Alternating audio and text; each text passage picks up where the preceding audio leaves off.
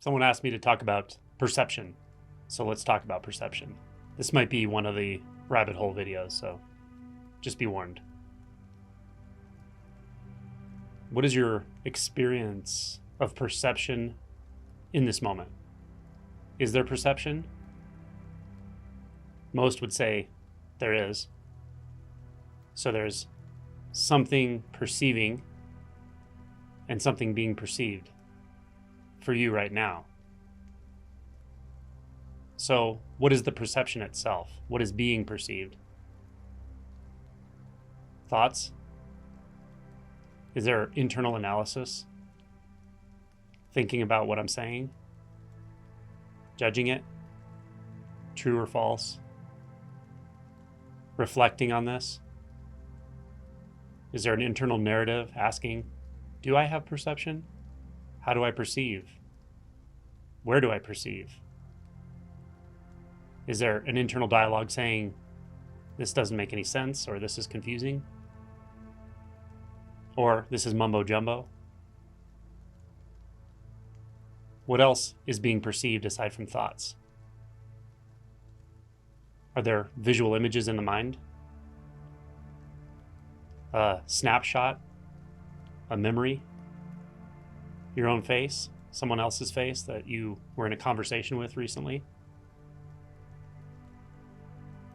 Or the mental image of an environment you've been in recently? What happened an hour ago? What happened this morning? That could be an object of perception in the mind, a visual image. An image of a view of what your life looks like looking out through your eyes. Again, a mental image. So everything I've mentioned so far has been thoughts, narratives, analysis, judgments,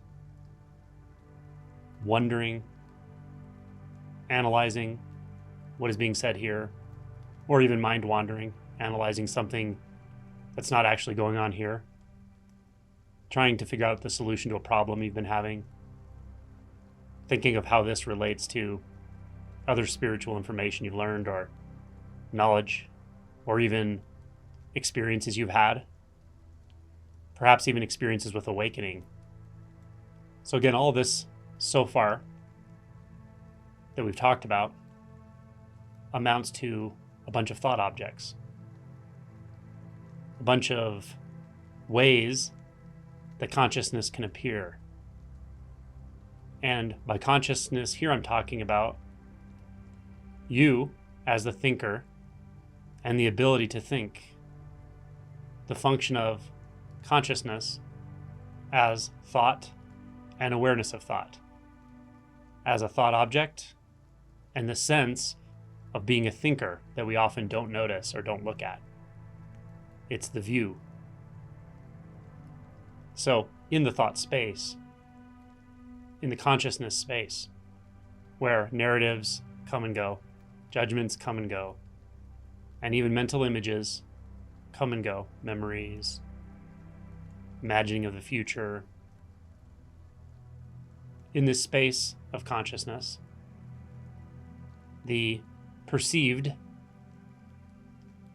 is the apparent stream of thoughts, the images and the narratives, the self-talk. Even the self-talk that feels like you. If you think there's a differentiation between a thought about something else, or a daydream, or a narrative, and you as the one who is thinking, then you haven't looked closely enough at consciousness. Because you as the thinker, you as the one that believes, you could say is like the trough of a wave, and the peak of a wave is the belief, or the feeling of knowing. But that wave undulates endlessly. Consciousness is the substance that makes the wave possible. So now, what is the nature of perception when you're the wave? You're also that which is aware of the wave. You're the peak and the trough of the wave of thought. And you're also the stuff that all of those waves are made out of. The potentiality to move in consciousness and in thought. The potentiality for there to be waves at all. The potentiality for there to be a sense of a thinker and the sense of a flow of thoughts. The potentiality itself is fundamental to all of that. Can you feel how that is seamless with what you are? You can't move outside of that. Not in this space. And you can see that anything that occurs in this space is just one movement inside what you already are. So in this way, you could say that perception is dissolved into consciousness. Consciousness is sort of pure perception in its own space, in this space of thought and consciousness, in the space of I, me as I take myself to be, everything I've ever thought, everything I could ever think, and every way that I've learned to believe the world is and that I am is all this same stuff. Seamless. Limitless. So, perceiving and perceived, and at the most bare level here, perceiving is where the perceiver or the apparent perceiver of consciousness and consciousness itself, which is the pure sense of I am, it's every thought that has arisen, it's the apparent awareness of thoughts, it's the space between thoughts. So the perceived and the perceiver are intertwined. They're dependent upon one another.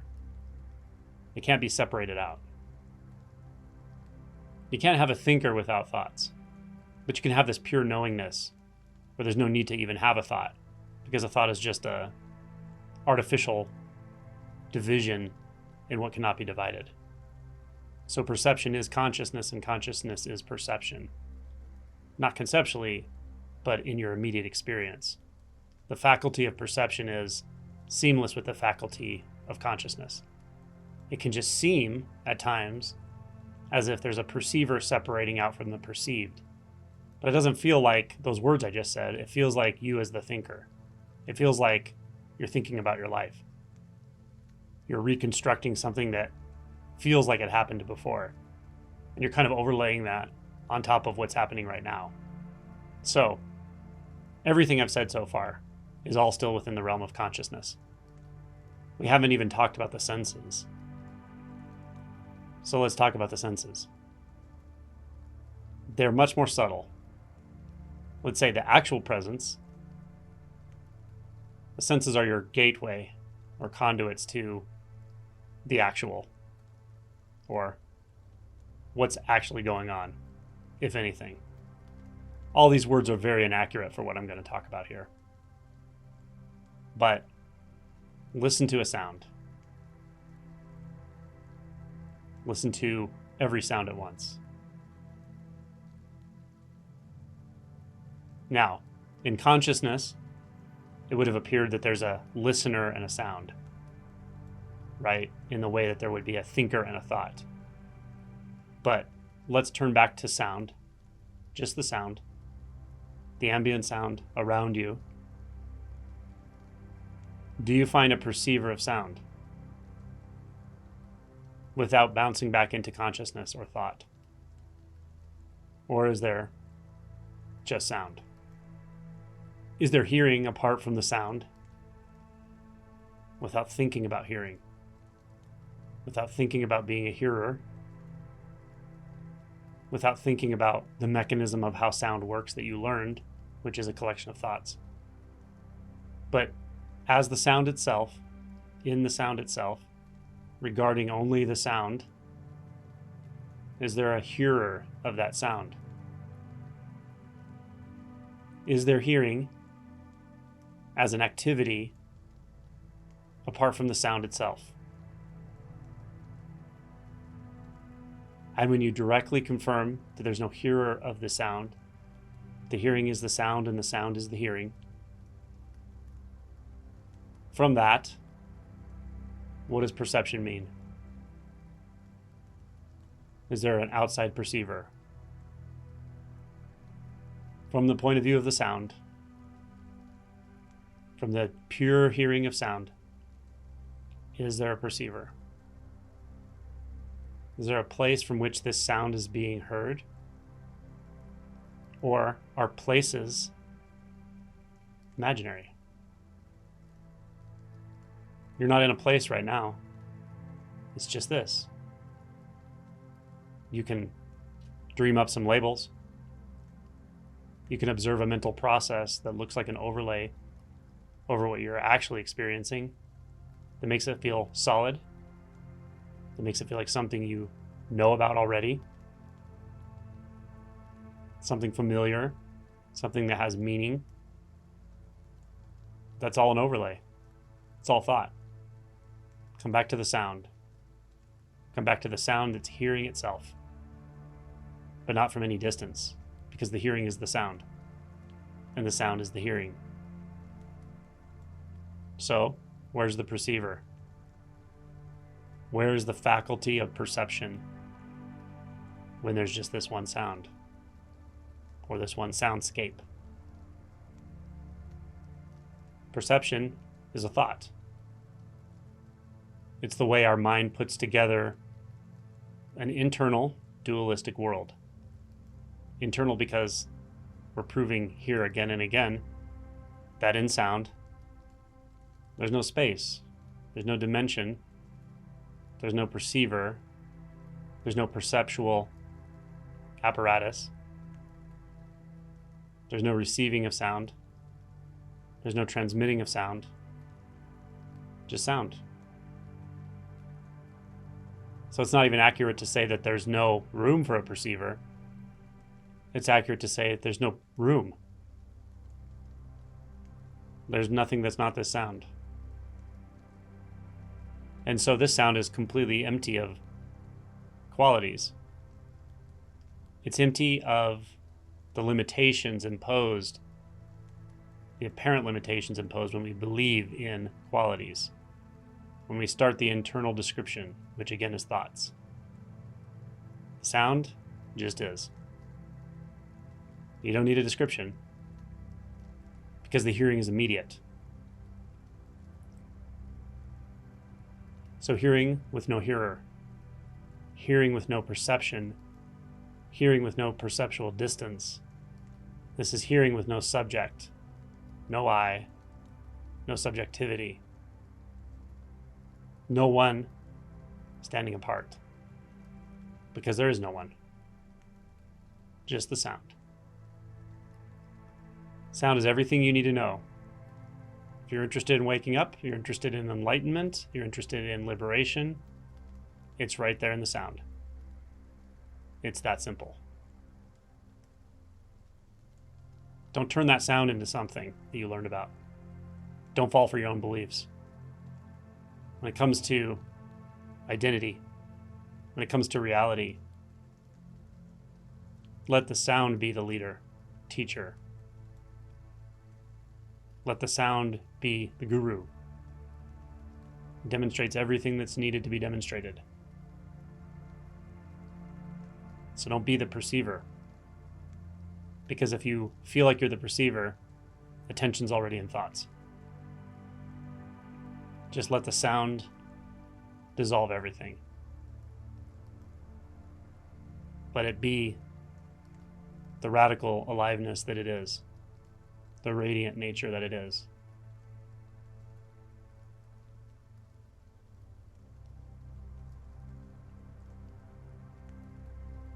Then you hear the sound of no sound. And you hear the silence of sound. And you hear the brilliance of sound. And you hear the qualitylessness of sound. Now, it's not you doing this, just the sound. It's here for you all the time. Don't push it away. If it's a ringing in the ears, That's your tuning fork. It's perfect.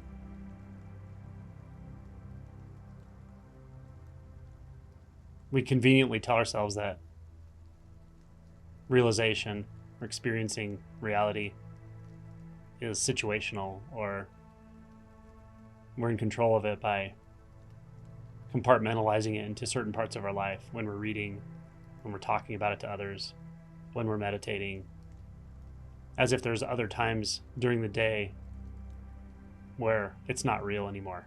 It's not clear anymore. But that's just not true.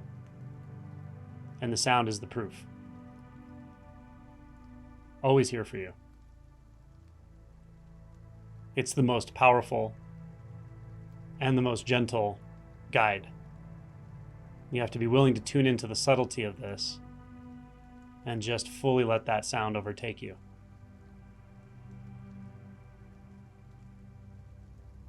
Then look, listen. Is there a perceiver? Where could that hide? Where could it even be? There's just the sound. Just sound, hearing.